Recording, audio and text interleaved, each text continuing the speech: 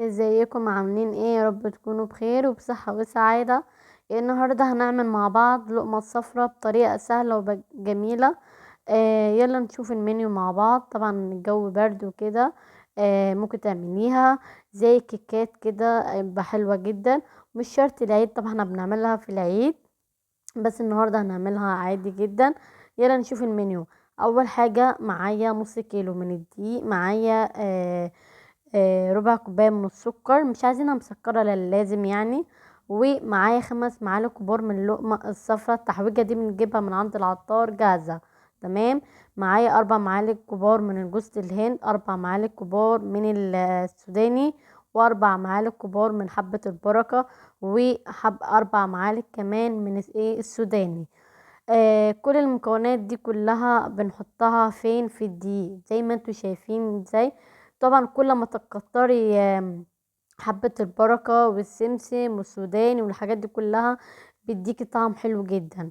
تمام كده، قلبت كل المكونات كلها مع بعض. معايا بقى زيت على سمنة، يعني انا مسيحاهم زيت على سمنة، كوباية زيت على ربع كوباية من السمنة، عشان يبقى دايبة كده وطعمها حلو معاكي.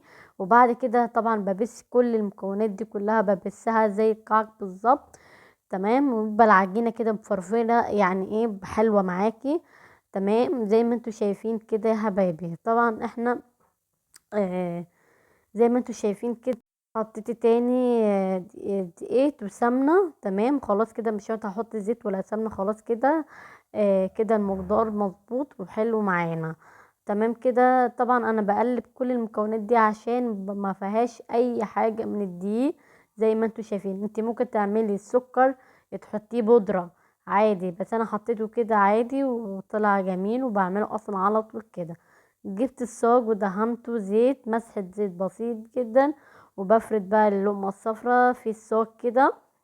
عايزين سمكه ولا رفيع ولا تخين، زي ما انتوا شايفين كده.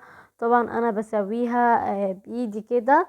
مش عارفة بقى انتوا بتسموها ايه في بلادكم. هنا بنسميها اللقمة الصفرا محوجة. الصعايدة بيقولوا على محوجة، وهنا عندنا في الشرقية بيقولوا عليها اللقمة الصفراء. زي ما انتوا شايفين كده. طبعا ايه، بسويها كلها. عايزينها سمكها زي بعضيها، سمكها ولا تخين ولا رفيع يا حبايبي. زي ما انتوا شايفين انا سويتها كويس جدا. جبت السكينة، وطبعا بتقطعيها حسب الشكل اللي انت حباه، وحسب التقطيع اللي انت طبعا ايه حباه. طبعا انا مولعه الفرن بتاعي، بنحطه في وسط الشبكه، مش في الارضيه، لا في وسط الشبكه. بتعرفيها استوت ازاي؟ من عند الصاج كده خدت لون، بتولع عليها كده الشوايه 5 دقايق تديكي اللون من فوق. عايزه تعرفي هي استوت ازاي؟ بتحطي طبعا صبعك من فوق كده عليها، لو لقيتيها فيها عجينه يبقى هي لسه ما استوتش. شايفين شكلها جميل ازاي؟ تحفة بجد، جميلة جدا طلعت من الفرن. طبعا هسيبها تبرد تماما. هو يعني المقدار اللي انا عملته، عملت الصاج ده والصينية دي. طبعا دي اوردر، اول مرة اعمل اوردر، يعني انا مش بعمل اوردرات ولا اي حاجة. بس في يعني حبايبي عايزينها مني من ايدي، وعايزين يدوقوها وكده. قالوا لي لازم تعملها لنا. واول مره يعني ايه اعمل اوردر، يعني انا عمري ما عملت اوردرات ولا اي حاجه، هما طلبوها مني. تمام. شايفين دايبه ازاي وماسكه، يعني طعمها بجد خطيره جدا، شكلها حلو. بتسيبها تبرد تماما، بتحطها في علبه، بتغطيها وبتستخدميها. اتمنى الوصفه تعجبكم يا حبايبي.